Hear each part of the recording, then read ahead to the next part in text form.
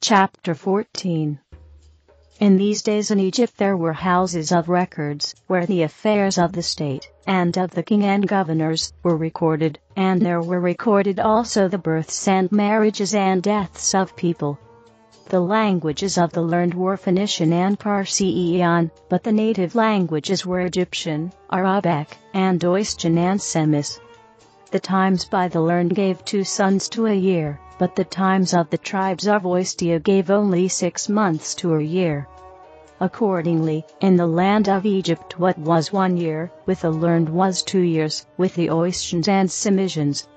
God said, "My people shall reckon their times according to the place and the people where they dwell." And they did this. Hence, even the tribes of Israel had 2 calendars of time, the long and the short. To events of prophecy there was also another calendar, called the Ode, signifying sky time, or heavenly time. 1 ode was equivalent to 11 long years, 3 odes, 1 spell, signifying a generation, 11 spells 1 tuf. Thutmose, the learned man and builder of the Great Pyramid, had said, "As a diameter is to a circle, and as a circle is to a diameter, so are the rules of the seasons of the earth. For the heat or the cold, or the drought, or the wet, no matter, the sum of 11 years is equivalent to the sum of another 11 years. 1 spell is equivalent to the next 11th spell. And 1 cycle matcheth every 11th cycle. Whoever will apply these rules to the earth shall truly prophesy, as to drought and famine and pestilence, save wherein man contraveneth by draining or irrigation. And if he apply himself to find the light, and the darkness of the earth, these rules are sufficient. For as there are 363 years in 1 tuf, so are there 363 days in 1 year, besides the 2 days and a quarter, when the sun standeth still on the north and south lines.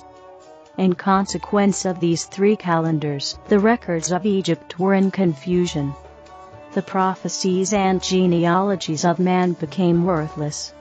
And as to measurements, some were by 3s, some by 10s, and some by 12s, and because of the number of languages, the measurements became confounded, so that with all the great learning of the Egyptians, and with all the care bestowed on the houses of records, they became even themselves the greatest confounding element of all.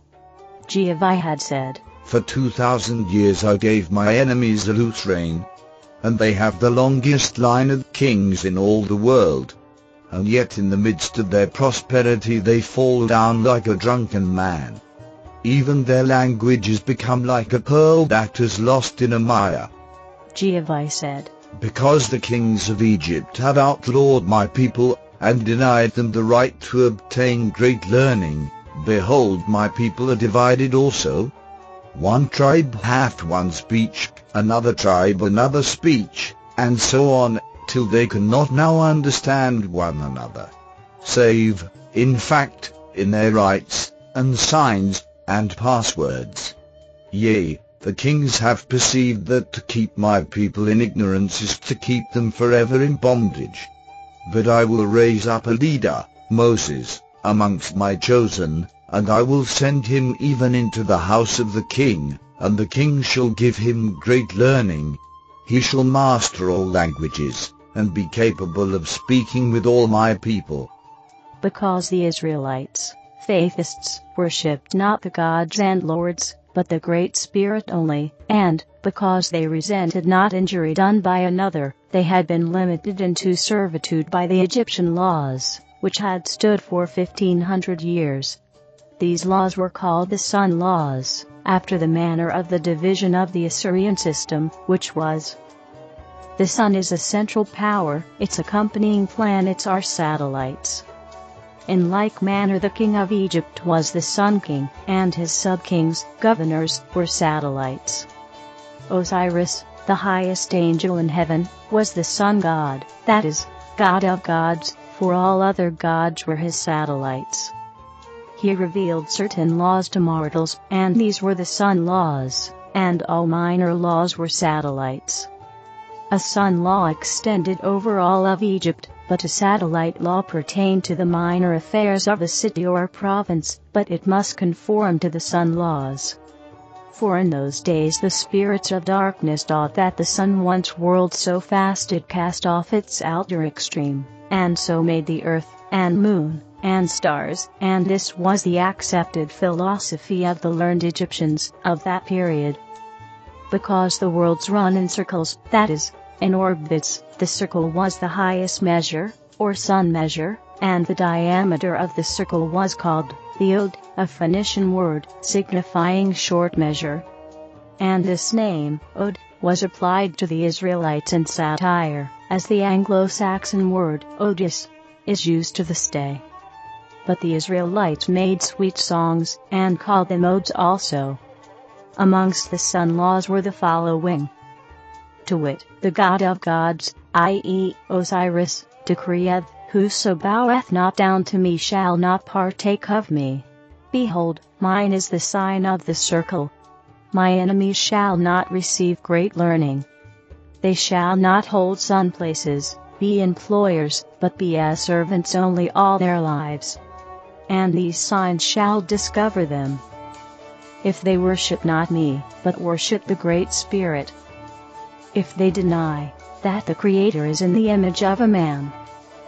If they circumcise, and will not serve as soldiers, then their possessions are forfeited already, nor shall they possess houses in their own names, nor send their children to the schools, for they shall be servants, and the servants of servants forever.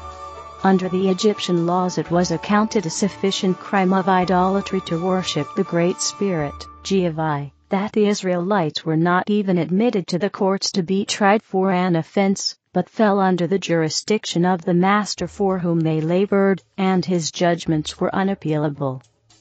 Now at the time of the birth of Moses, there were in Egypt 13 millions of inhabitants, and of these, 4 millions were faithists, that is, were Israelites, more or less.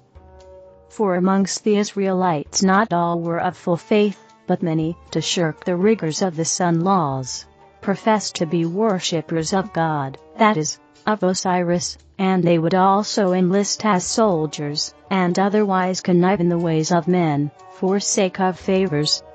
For which reason the Sun King, that is, Pharaoh, feared the time might come when the Israelites might revolt against the sun laws, or become soldiers, and confederate with foreign kingdoms for the overthrow of the Egyptian dynasty.